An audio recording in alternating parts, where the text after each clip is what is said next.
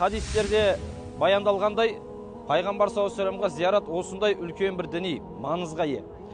Жалпы мына тұрған жасыл күмбез пайғамбар саллаллаху алейхи вассаламның жатқан жері. Және де бұл жерде пайғамбарымыздың досы, ең алғашқы дінді қабылдаған ер кісілерден болған Әзіреті Әбу Бәкір деген ұлы тұлға жатыр.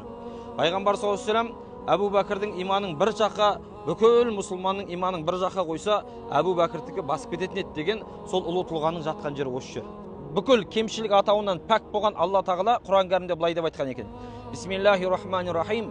Инналлаха ва малаикатаху юсаллуна алан наби, я аyyuhallazina аману саллу алейхи ва саллиму таслима. Өміріңде бір рет болсын, ей мұсылман, сен де пайғамбар саллаллаху алейхи вассаламға салауат пен сәлемді жолда деген Құранның аяты бар. Осы аятқа сәйкес әрбір мұсылман бірге айтайық: Аллахумма салли аля сайидина Мұхаммадин ва аля али Мұхаммад.